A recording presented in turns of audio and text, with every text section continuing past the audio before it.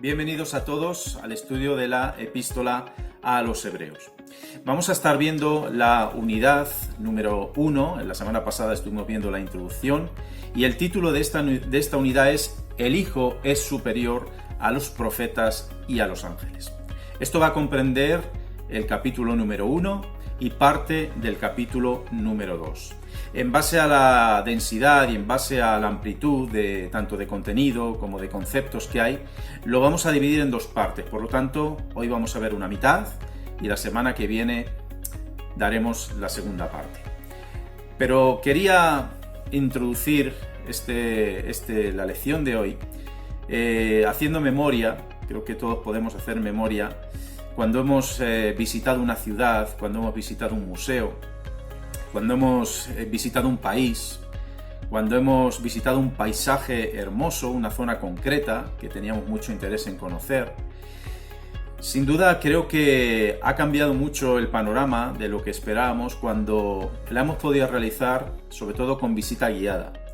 Yo me acuerdo en el verano pasado pudimos hacer una visita guiada tanto al Albarracín como a Mérida, y la verdad es que cambia muchísimo el panorama cuando uno es guiado, cuando uno es instruido por alguien que conoce las glorias, los detalles, los entresijos de las ciudades, de los monumentos, de los sitios que uno va a visitar.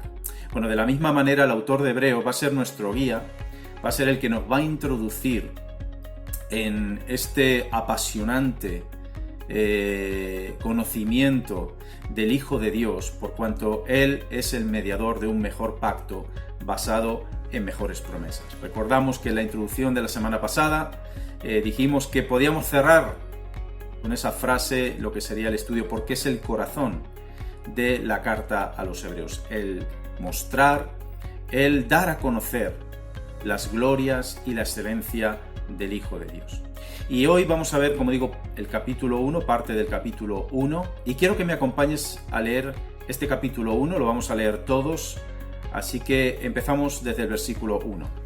Dios, habiendo hablado muchas veces y de muchas maneras en otro tiempo a los padres por los profetas, en estos postreros días nos ha hablado por el Hijo, a quien constituyó heredero de todo, y por quien asimismo hizo el universo, el cual, siendo el resplandor de su gloria y la imagen misma de su sustancia, y quien sustenta todas las cosas con la palabra de su poder, habiendo efectuado la purificación de nuestros pecados por medio de sí, se sentó a la diestra de la majestad en las alturas, hecho tanto superior a los ángeles cuanto heredó más excelente nombre que ellos.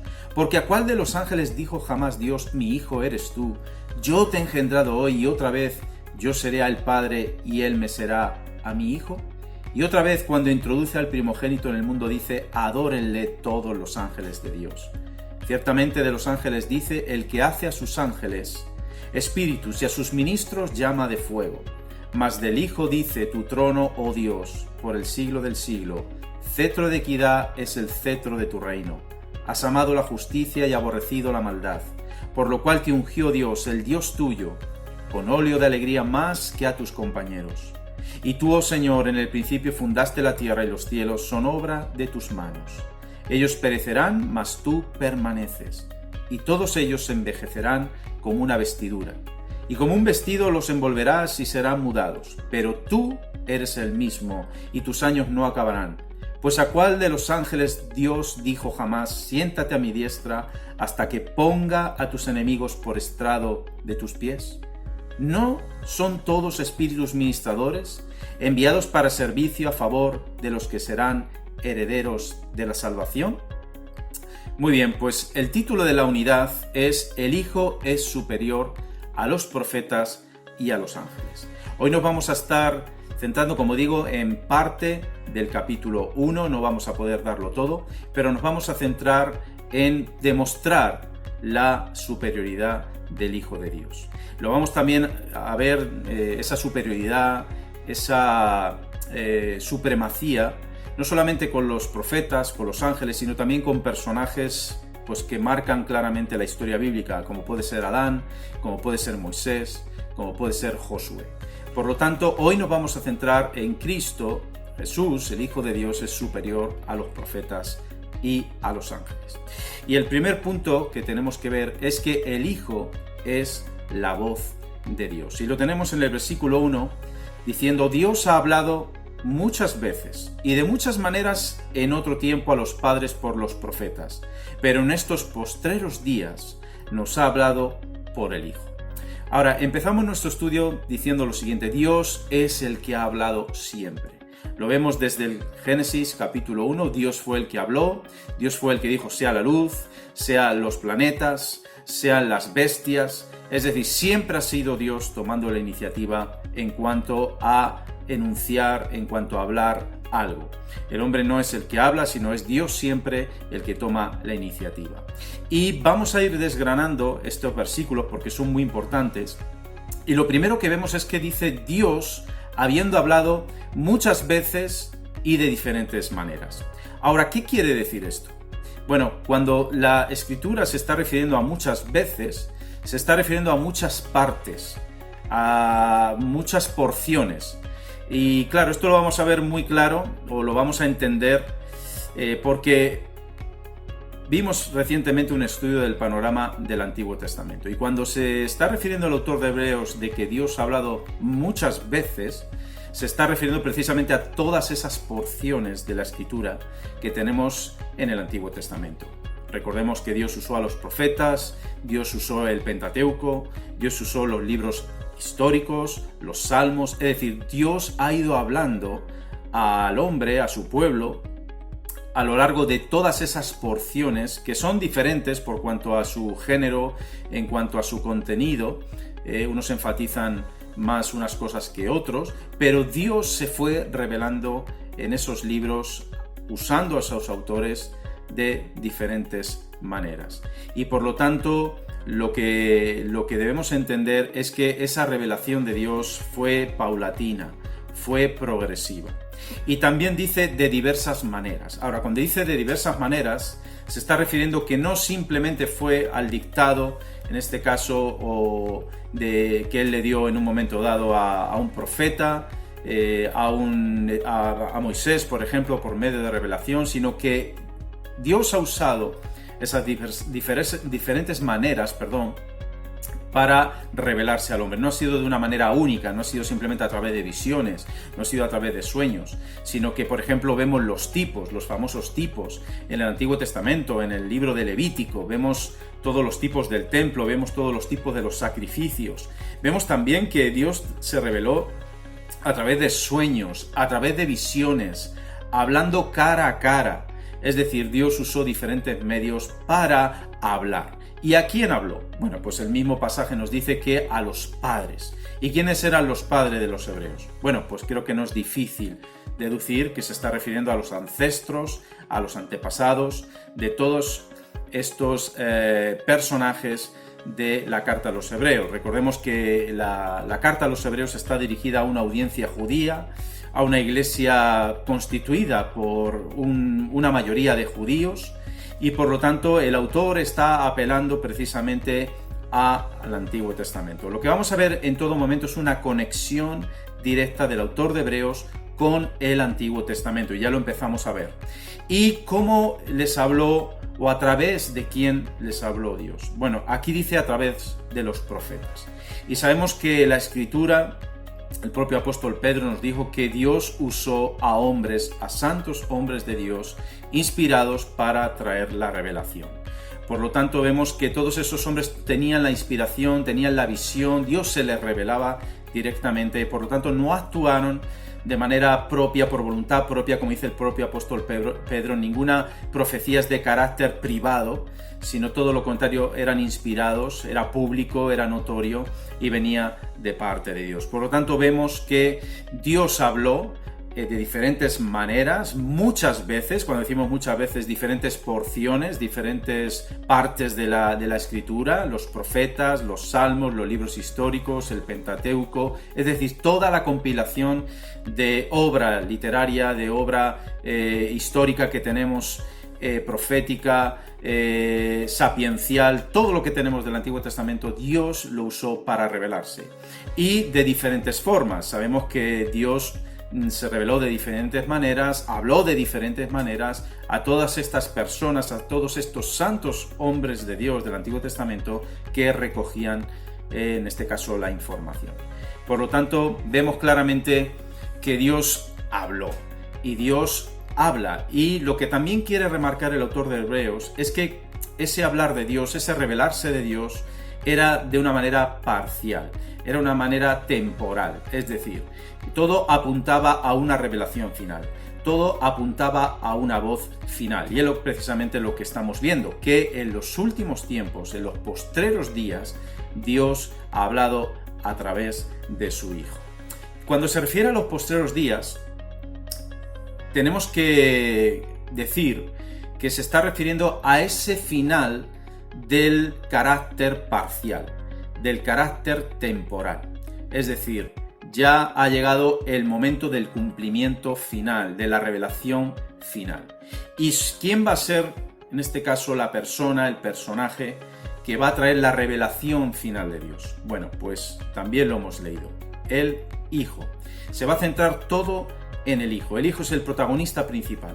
El Hijo es la voz de Dios. El Hijo es la revelación final de Dios. Y es lo que vamos a estar también viendo.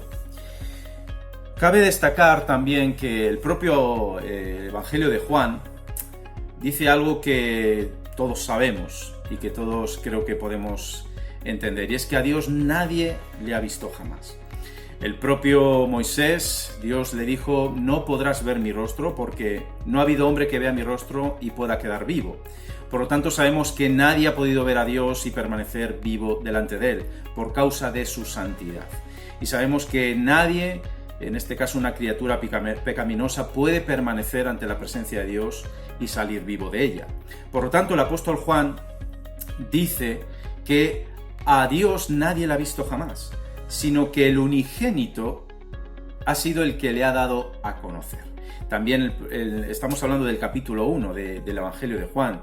Dice que vimos su gloria a través de la encarnación de Cristo, este verbo que se hizo carne. Dice que vimos su gloria como del unigénito del Padre. Ahora, tanto el autor de Hebreos como el autor, en este caso de la carta del Evangelio de Juan, están poniendo el énfasis en la encarnación, en la revelación, en la persona del Hijo. Y el énfasis que vamos a ver no es tanto en que Él vino a dar un mensaje, simplemente. Sabemos que ha habido muchos profetas, ha habido muchos personajes a lo largo de la historia, por ejemplo Mahoma, por ejemplo muchos que han declarado traer un mensaje de Dios.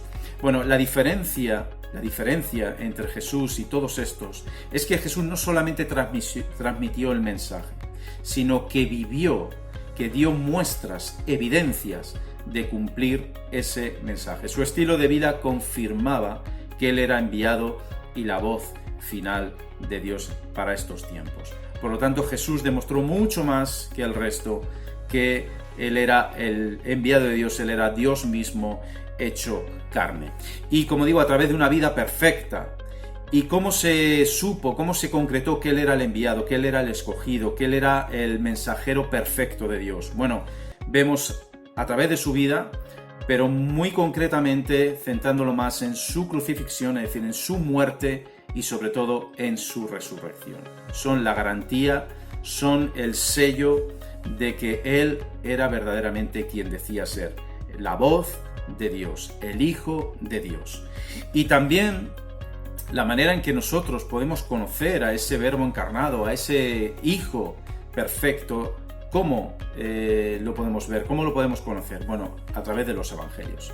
Ahí vemos claramente al Verbo, al Dios hombre encarnado, lo vemos andar, lo vemos interactuar con su mundo de alrededor, lo vemos tener contacto directo con las personas, con las familias, con las autoridades, caminando de un lado a otro, pero también vemos un carácter moral perfecto, vemos también actuando los atributos divinos, es decir, todo eso trae la combinación perfecta para que en un momento dado Él pueda decirle a Felipe: mira Felipe, tú dices que yo te muestre al Padre, pero lo que yo te digo es que el que me ha visto a mí, ha visto al Padre. Es decir, Jesús no solamente trajo la voz, sino Jesús también, por medio de sus hechos, por medio de sus obras, demostró que era Dios. Y por lo tanto, el que veía a Jesús podía ver directamente la imagen de Dios Padre. Ahora, es necesario que nosotros, para poder ver a este verbo, no solamente leamos en los evangelios sus obras, sus hechos, sus prodigios, su actitud. Lo importante también es que podamos afinar nuestros oídos espirituales para que el Espíritu Santo traiga iluminación y potencie aún más esa imagen, esa gloria, esa admiración por el Hijo de Dios. El segundo punto que podemos ver en este gran apartado de el Hijo es superior a los profetas es que el Hijo es heredero de todas las cosas. Lo tenemos en el versículo 2, dice: a quien constituyó heredero de todas las cosas. Ahora, como estamos diciendo, el autor de Hebreos conecta muy directamente todo esto con el Antiguo Testamento. Y podemos ver ya rasgos, vestigios, por ejemplo, del Salmo 2. Lo vamos a ver más adelante, pero aquí podemos decir que en ese Salmo dice el Señor: yo publicaré el decreto. Jehová me ha dicho: mi hijo eres tú. Y también en ese mismo Salmo, en los versículos, en este caso 7 y 8, que es lo que estamos mencionando, este primogénito dice: pídeme y te daré por herencia las naciones, y como posesión tuya los confines de la tierra. Es decir, el primogénito debe pedirle a ese Dios que le dé la posesión de todas las cosas. Ahora, ¿qué quiere decir todo esto? Bueno, de alguna manera Dios ha encomendado la labor de poner en orden todo. Le ha dado la labor, le ha dado el encargo a este hijo. ¿Y cómo lo va a hacer? Bueno, pues sabemos que ahora mismo todo parece caótico, parece que el pecado sigue actuando, el diablo sigue actuando, los tiempos están convulsos, no todo está en orden, la creación todavía gime.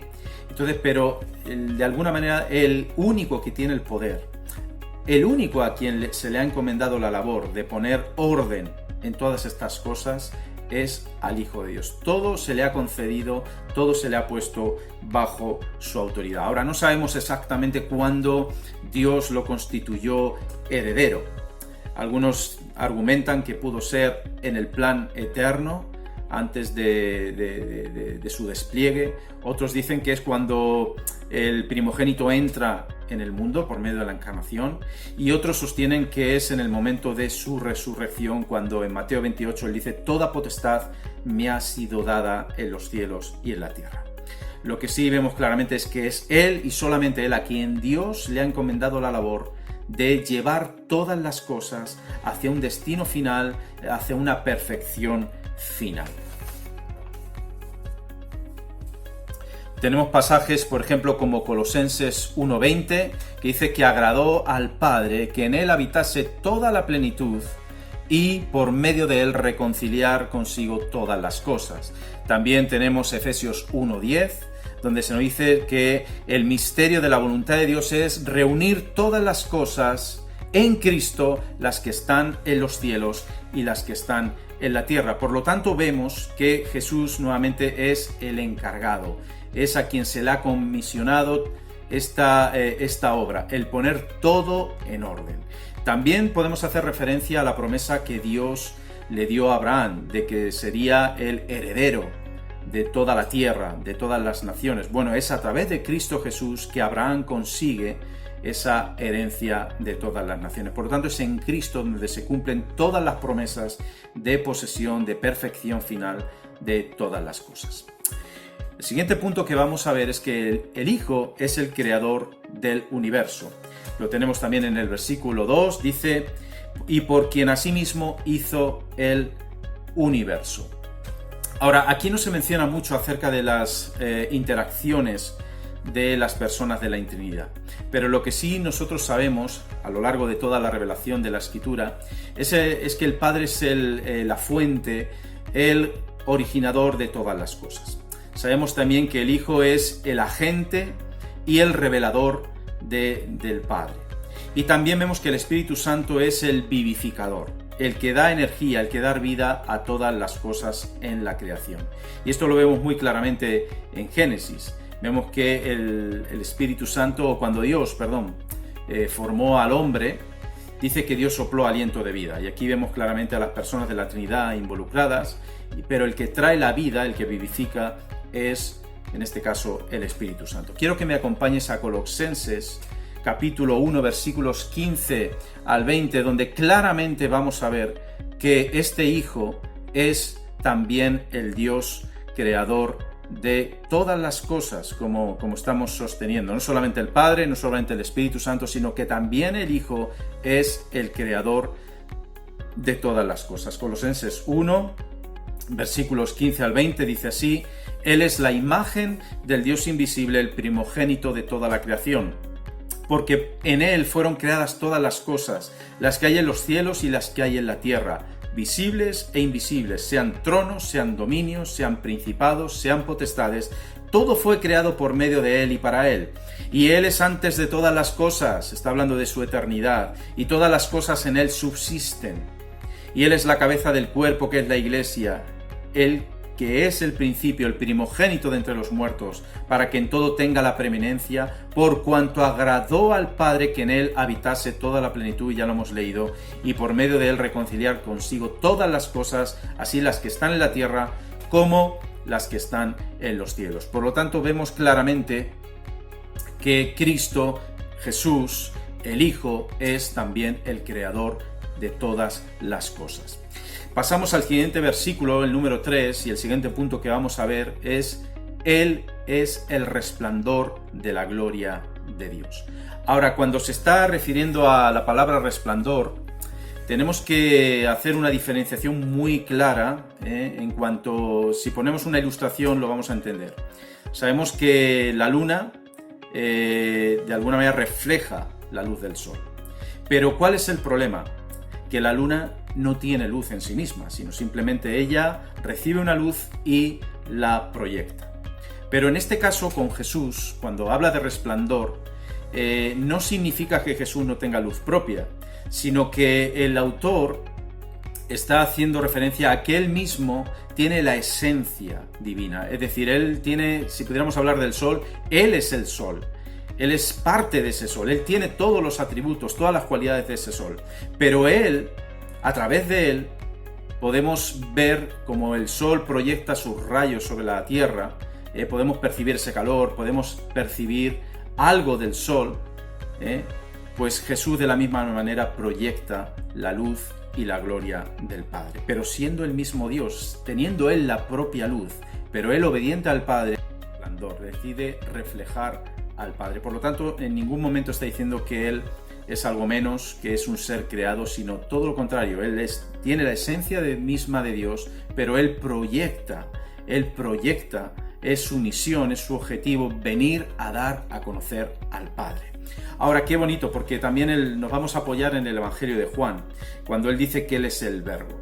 Y es curioso que el autor de lo que estamos viendo en todo esto, dice que por medio de ese resplandor podemos tener una imagen que pueden percibir nuestros ojos, pero a través del Verbo podemos percibir la voz del Padre por nuestros oídos. Por lo tanto, por medio de estas dos metáforas podemos conocer, en este caso, a Dios, de una manera, vamos a decir, con nuestros ojos, y de otra manera con nuestros oídos espirituales. Lo que sí queremos dejar claro es que Él es el resplandor de la gloria de Dios, sigue siendo el resplandor de la gloria de Dios, y esto te habla de su carácter eterno. En otras cosas Él llegó a ser, por ejemplo, el siervo sufriente, el sumo sacerdote.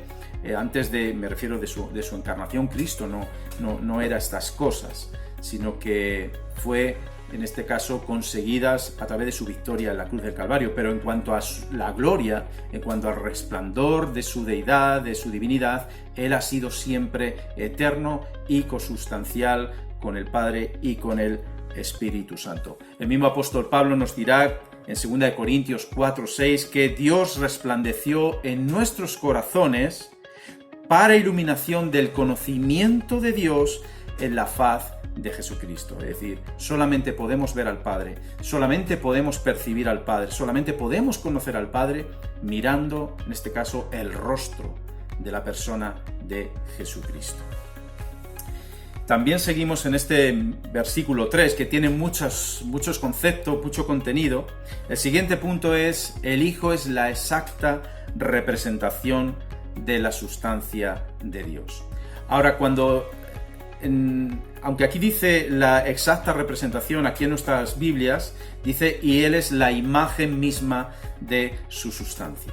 Ahora, la palabra imagen es, en este caso, carácter en griego, y significa una representación o una impresión exacta. Si pudiéramos ver un sello, o una moneda acuñada, pues la imagen que veríamos sería la representación exacta, correcta de la persona a quien se representa.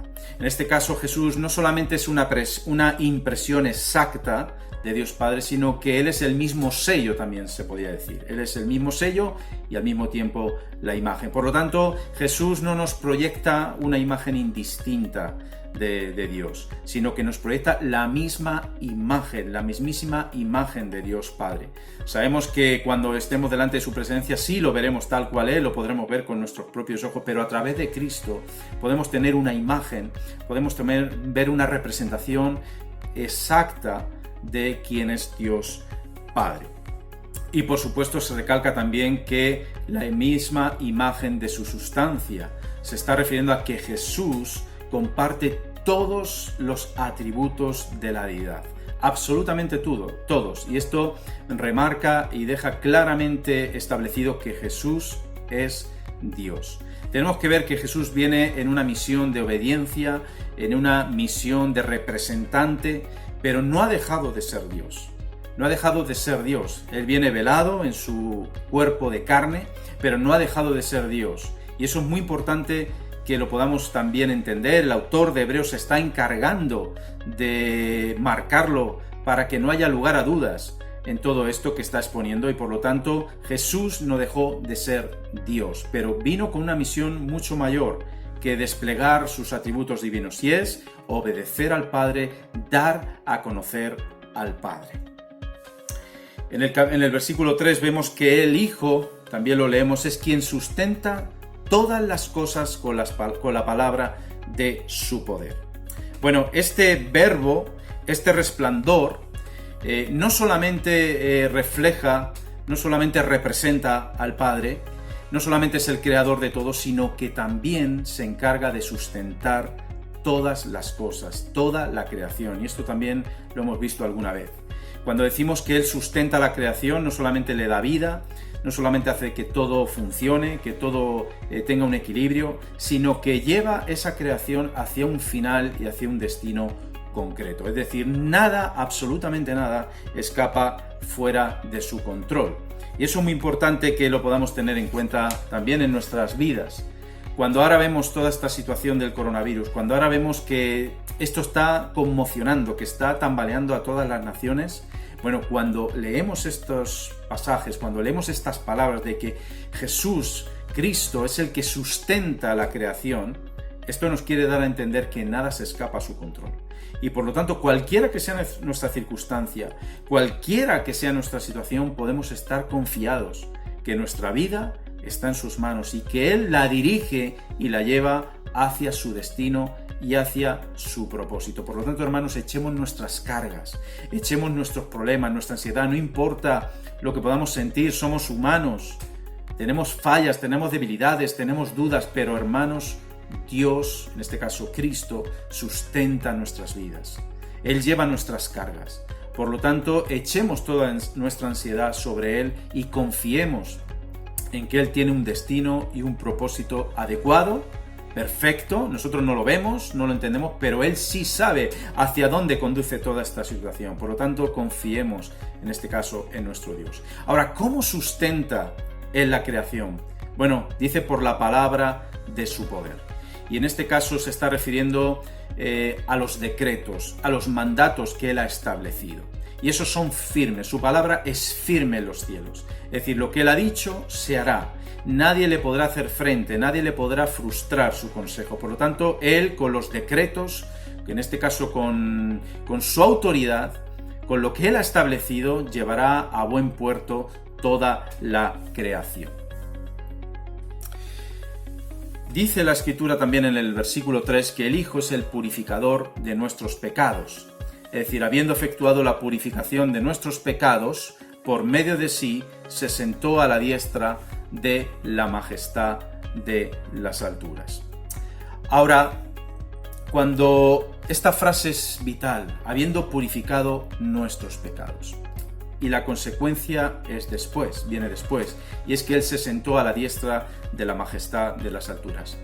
Si Cristo no hubiera vivido una vida perfecta, si Cristo no hubiera padecido por nuestros pecados, y si Cristo no hubiera vencido la muerte, todo esto sería absolutamente en vano. La creación sería un caos, todo estaría fuera de orden. Cristo no hubiera sido el mediador, Cristo no hubiera sido aquel a quien se le hubiera encomendado la labor de sustentar, de llevar todo hacia el dominio final de Dios. Es decir, hubiera sido un completo fracaso. Pero precisamente porque Él venció en la cruz, porque Él dio testimonio de quién era, a través de esa victoria sobre los principados, sobre las potestades, sobre el pecado, es que Él puede sentarse a la diestra, en este caso, de la majestad de Dios. Esto es importantísimo, esta es la base de nuestra fe. Si Cristo no hubiera vencido, si Cristo no hubiera podido ser el sustituto perfecto por nuestros pecados, si no hubiera sido el sacrificio perfecto, todo esto sería en vano. Todo esto sería en vano, no sería el verdadero Dios. No podría sustentar todo esto. No podría ser el creador, no podría ser mucho menos el sustentador de todas estas cosas. Y por eso Él pudo sentarse a la diestra de la majestad de Dios. Y esa diestra nos habla de un lugar de autoridad, un lugar de poder, un lugar donde Dios Padre le ha otorgado todos los poderes, le ha otorgado toda autoridad para poder llevar a cabo toda esa obra, en este caso a favor nuestra también, por encima de toda autoridad del pecado, del diablo. Él es el vencedor y Él actúa como Dios, con todas las prerrogativas de Dios, con todos los atributos de Dios, actúa desde esa diestra sentado a las alturas. Ahora, el autor de Hebreos lo que está intentando aquí, hermanos, es presentar un cuadro de un capitán victorioso, de un rey victorioso. Lo que está intentando es elevar todo esto con esa retórica para que nosotros podamos caer admirados, rendidos ante aquel a quienes adoramos, ante aquel a quien seguimos. Hermanos, Jesús es mucho más que un profeta. Jesús es mucho más que alguien que trajo un buen mensaje. Jesús es todas estas cosas que está desplegando, que nos está mostrando el autor de Hebreos. Jesús es el capitán, Jesús es el victorioso. Y es por eso que Él pudo vencer, y es por eso que Dios le dio un nombre, como dice la Escritura, que es sobre todo nombre, para que ante Él se doble toda rodilla y confiese su nombre también. Por lo tanto, no va a haber nombre que se nombre por encima del suyo, no va a haber principado, no va a haber potestad que pueda elevarse por encima de ese trono, en este caso de Dios. Y ese es nuestro Dios, y ese es nuestro mediador, y ese es nuestro Salvador. Y es lo que el autor de Hebreos está intentando plasmar. Ese Dios victorioso, en este caso encarnado, hecho siervo, pero que venció con su ejemplo, que venció con su testimonio, que dijo ser quien era. Y por lo tanto tengamos confianza en que Él está ahora mismo en la majestad de Dios y que nada ni nadie podrá hacerle frente. Por lo tanto, estemos confiados en que Él reina y gobierna sobre toda situación. Ahora, hemos visto ya que en este primer bloque que Jesús es superior a los profetas. Yo creo que no ha quedado ninguna duda de que Jesús es superior a los profetas. Y vamos a ver un poquito, en este caso, Jesús es superior a los ángeles. Y lo tenemos a partir del versículo 4, dice, hecho tanto superior a los ángeles, cuanto heredó más excelente nombre que ellos. Ahora no vamos a entrar en materia porque, como he dicho desde un primer momento, hay una conexión muy directa con el Antiguo Testamento y por lo tanto vamos a tener que ver pasajes del Antiguo Testamento, concretamente muchos salmos en cuanto a lo relativo a los ángeles, pero lo que sí extraña es que el autor de Hebreos de repente mete a los ángeles en esta película. Y es algo que de alguna manera como que no cuadra. Ahora, no nos cuadra quizá a nosotros, pero recordemos que el autor se está dirigiendo a una audiencia judía que conoce perfectamente toda la tradición judía, todos los escritos judíos. Ahora, es necesario que citemos el Antiguo Testamento. Y había una creencia judía en cuanto a la mención de los ángeles, porque el autor de Hebreos lo mete. Había una creencia y se menciona incluso en pasajes paralelos a este, por ejemplo en Hechos 7, 5.3, en Gálatas 3.19, se menciona la intervención de los ángeles cuando Dios le dio la ley a Moisés. De hecho, si me acompañas a Deuteronomio 33, versículo 2, vamos a ver que los ángeles estuvieron de alguna manera presentes cuando Dios le dio la ley a Moisés. Y dice así Deuteronomio 33.2, dice: Jehová vino de Sinaí y de Seir les esclareció, resplandeció desde el monte de Parán y vino de entre 10 millares de los santos con la ley de fuego a su mano derecha. De alguna manera los judíos creían que lo mismo que Moisés era el mediador entre Dios, entre Dios y el pueblo, los ángeles habían sido también los mediadores entre Dios y los hombres. Habían intervenido en esa entrega de la ley y entonces los judíos tenían un elevado, vamos a decir, concepto acerca de los ángeles. Y por eso es necesario que el autor también de alguna manera demostrara que el Hijo es superior a estos ángeles. Bueno, lo hemos dicho al principio, porque Él es el mediador de un mejor pacto basado en mejores promesas. Ahora, recordemos que el pacto en el Antiguo Testamento se cumplió, Dios lo cumplió, Dios lo ejercitó, pero este pacto, el autor de Hebreos dice que es mucho mejor, por lo tanto tiene que demostrar de alguna manera que este mediador, Jesucristo, es superior a los ángeles. Sabemos que el mismo Cristo tuvo una controversia con los fariseos. De hecho, él va a mencionar también, tenemos el pasaje en Mateo 22, cuando Jesús les pregunta a los fariseos: oye, ¿vosotros quién decís que es el Cristo? ¿De quién es hijo? Cristo está haciendo una referencia al Salmo 110. Y es ahí donde Cristo les dice: ¿cómo es que David dice: dijo el Señor a mi Señor, siéntate a mi diestra hasta que ponga a tus enemigos por estrado de tus pies?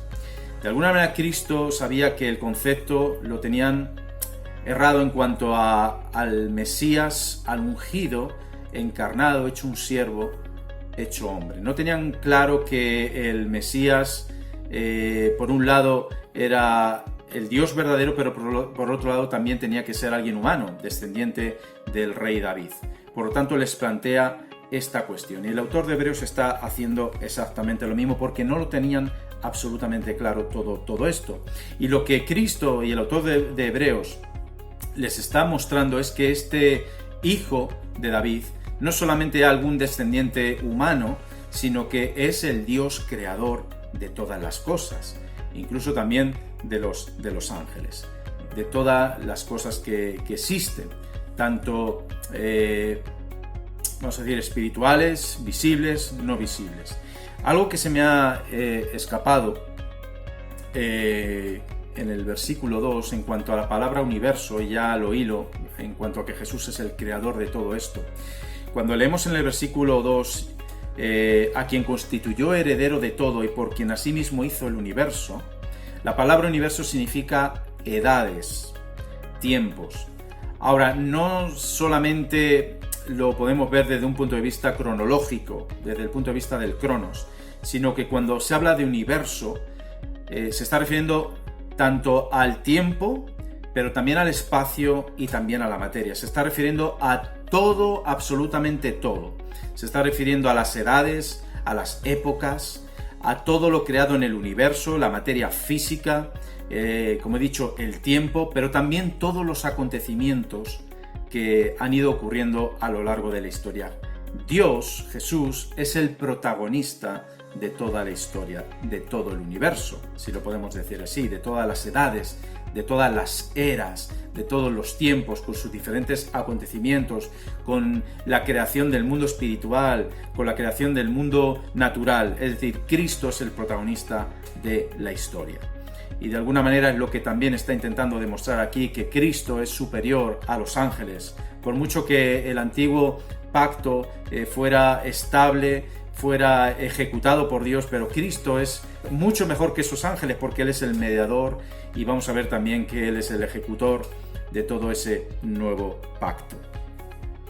Cuando vamos a encontrarnos también con la palabra hijo, de aquí ahora en adelante, no se está refiriendo tanto a la cuestión trinitaria, aunque cuando quiere remarcarlo sí se empeña en hacerlo cuando menciona que siendo el resplandor de la gloria de Dios, ahí se está refiriendo a su carácter divino, a su carácter eterno, pero el autor se va a enfocar mucho más en su acción, en su obra como el siervo hijo de Dios. Es lo que va a estar remarcando. De alguna manera nos va a mostrar cómo, siendo Dios, siendo eterno, Él llegó a ser una serie de cosas que antes no era. Es lo que el autor de Hebreos nos va a estar mostrando a lo largo de las siguientes lecciones. Por ejemplo, Él llegó a ser, pues, el Salvador, Él llegó a ser el sumo sacerdote, Él llegó a ser, como hemos leído, el heredero de todas estas cosas. Es decir, cosas que antes de la creación de todo, pues no lo había hecho. Es cosas que Él consigue por medio de su encarnación y por medio de su obra perfecta en la cruz. Así que con esto en mente lo vamos a dejar aquí, y como digo, el propósito principal del autor de Hebreos es mostrar la gloria, la grandeza de ese gran mediador que es Jesucristo. Y yo espero que todo esto no simplemente nos sirva para adquirir un conocimiento intelectual de quién es Jesús, y que simplemente lo tengamos como alguien más en la historia, incluso alguien con un rango mucho mayor, sino yo espero y deseo que todo esto, todo este despliegue de supremacía, de sublimidad, nos lleve a una adoración profunda del Hijo de Dios. Que seamos conscientes de que Él es el creador, que Él es el heredero de todo, que Él es el que sustenta todas las cosas, que Él es el victorioso, que Él es el resplandor, que Él es la imagen misma de Dios. Y que todo esto nos lleve a una adoración, como digo, a una transformación en nuestra adoración a Él, en nuestra adoración a Dios, por todo lo que es y por todo lo que ha hecho. Así que nos emplazamos a la lección de la semana que viene, donde completaremos esta primera lección y vamos a terminar orando. Y como digo, hermano, confiemos en este Dios, confiemos en sus pactos, confiemos en sus decretos. En esta situación actual, nada, absolutamente nada se le escapa de sus manos. Él está al control. Él está sustentando con la palabra de su poder todo lo que está sucediendo. Nada, absolutamente nada está fuera de control. Él lleva todos los acontecimientos como ese Dios del universo. Todo lo lleva hacia un destino final. Por lo tanto, confiemos en que todas las cosas ayudan para bien a aquellos que le aman, a aquellos que han sido llamados conforme a su propósito. Así que oramos y nos despedimos hasta la semana que viene. Señor y Padre, gracias por esta oportunidad, gracias por este despliegue de gloria, de sublimidad, de supremacía de tu Hijo amado, Señor. Señor, queremos caer rendidos a tus pies en admiración. Queremos, Señor, caer rendidos, Señor, en alabanza, en exaltación al nombre de nuestro Salvador y Señor Jesucristo. Pero también, Señor, no solamente queremos caer en una adoración, sino también queremos, Señor, caer en un descanso, en sus brazos, en sus promesas, en sus decretos, sabiendo que Él sustenta todas las cosas, sabiendo que Él es el Dios del universo, el Dios de todos los acontecimientos, el Dios de todas las eras, el Dios de todos los siglos. Él es el que sustenta nuestras vidas. Por lo tanto, Señor, en toda esta situación confiamos en ti. Sabemos, Señor, que nada escapa a tu control. Y, Señor, descansamos. Venimos a ti, Señor, todos los que podemos estar trabajados y cansados, para que tú, Señor, en este día nos hagas descansar. Y te bendecimos y te damos gloria. En el nombre precioso de Jesús. Amén y amén.